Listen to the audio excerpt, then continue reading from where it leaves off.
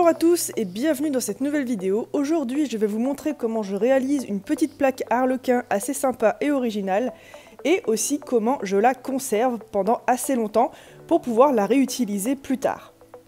Ici je n'ai utilisé que des pâtes de type cernite métallique parce que j'avais beaucoup de restes, beaucoup de plaques que je conservais pour d'autres projets et je me suis dit que ce serait pas mal de les utiliser pour ce projet là.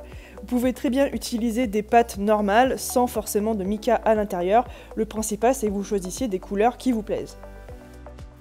Et pour une fois, je vous ai même filmé ma machine à pâte avec les différents passages pour mes dégradés. Évidemment, j'utilise ma technique, c'est-à-dire la technique à l'arrache Leslie, qui consiste juste à mettre à cheval vos deux morceaux de pâte et ensuite à les passer à la machine plusieurs fois et vous verrez que vous obtiendrez un très joli dégradé sans avoir besoin de faire de calculs de maths incroyables pour avoir votre dégradé potable à la fin. Surtout qu'ici, on n'utilise que deux couleurs, donc la pratique rapide ira très bien.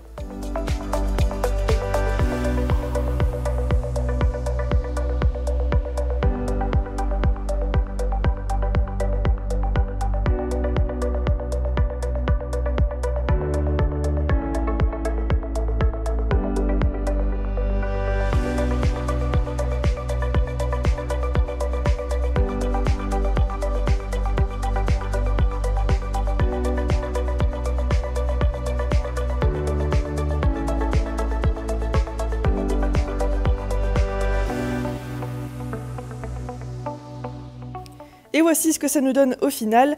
Vous n'êtes pas du tout obligé de faire des dégradés de deux couleurs comme je l'ai fait. Vous pouvez très bien prendre des plaques de pâte unies et ensuite les découper comme je vais vous le montrer ensuite.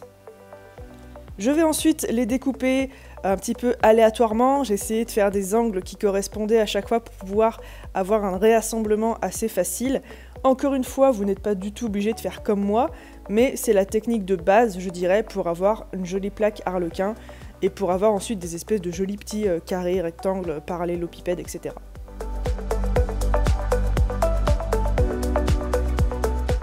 Lorsque c'est fait, je vais ensuite réassembler tous mes petits triangles ensemble. Je vais mélanger un petit peu les couleurs, inverser les dégradés, etc.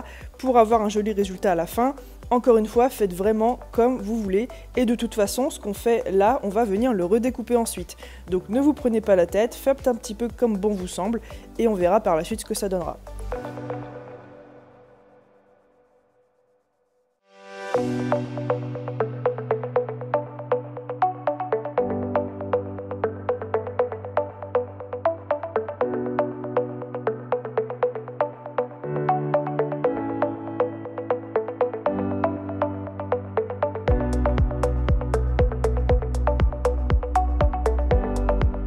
J'ai ici créé deux plaques distinctes, mais on va venir les réassembler ensuite pour créer une grande et unique plaque. Mais avant ça, il faut que les morceaux tiennent correctement ensemble. Alors je vous l'ai pas dit, mais évidemment, quand j'ai fait mes dégradés, j'ai tout étalé au même cran de la machine à pâte, le cran le plus épais. Je trouve que c'est le plus pratique. On va ensuite assembler tous ces morceaux de plaque avec un morceau de papier sulfurisé. Et vous allez tout simplement comme ça venir poser votre morceau de papier et frotter aux jonctions de chaque plaque. Il faut vraiment y aller un petit peu fort, vous servir de la chaleur de vos doigts et du frottement pour que ça ramollisse un petit peu la pâte et que les plaques s'assemblent.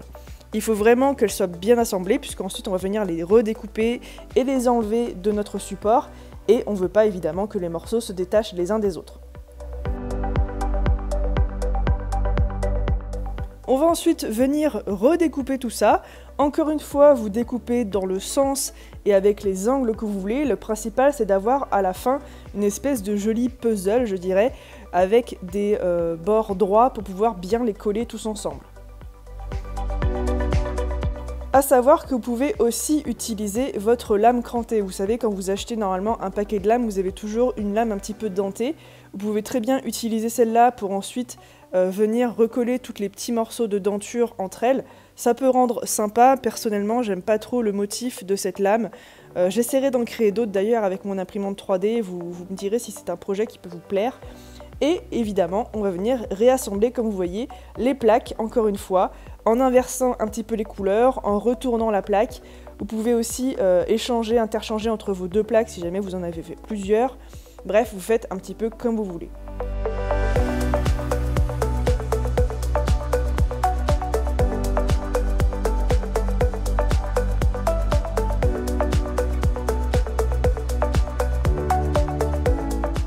Je repasse ensuite encore un petit morceau de papier sulfurisé pour bien lier les plaques ensemble. Et ensuite, rebelote, je recoupe et je vais former ma plaque finale avec tous les morceaux ensemble sur ma grande plaque en verre.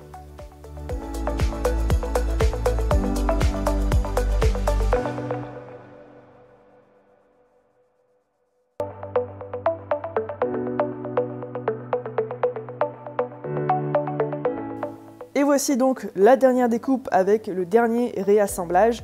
On va faire exactement comme avant et on va donc avoir nos derniers morceaux à réassembler. Cette fois-ci, je ne vais pas diviser ma plaque en deux, je vais en faire une grande pour avoir une espèce de gros puzzle de plaques.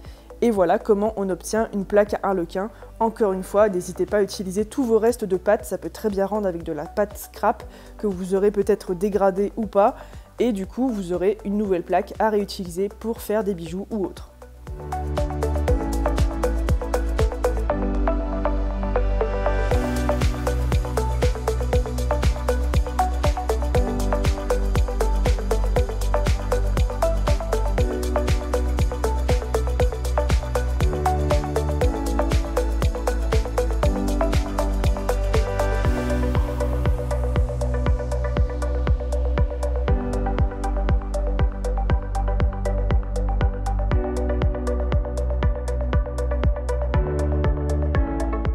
Le dernier lissage sera bien évidemment le plus important.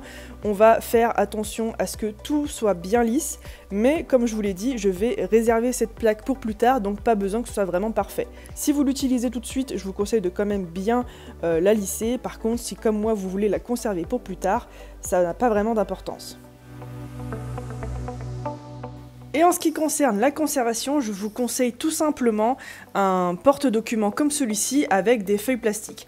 Vous n'êtes bien sûr pas obligé d'utiliser celui-ci en particulier, mais sachez qu'en tout cas les plaques restent relativement fraîches assez longtemps dans ce type de pochette plastique, tout simplement parce que la pâte polymère va se coller à l'intérieur des pochettes et ça va un petit peu empêcher l'air de passer et ainsi ça va empêcher la pâte de sécher. Comme vous le voyez, j'en conserve vraiment pas mal. J'essaye d'avoir toujours un petit peu sous la main des plaques, des morceaux de plaques dont je me sers pas pour avoir ensuite soit une petite base scrap pour d'autres créations, soit pour réutiliser sur d'autres créations en utilisant parfois par exemple des restes de plaques que j'avais utilisées pour faire des cannes. Prenons par exemple cette petite plaque d'une canne que j'avais faite il y a genre 1 an, voire même 1 an et demi, et comme vous le voyez, elle est toujours relativement souple, elle n'est pas cassante, elle n'est pas sèche, donc comme vous le voyez, ça conserve plutôt bien toutes vos plaques.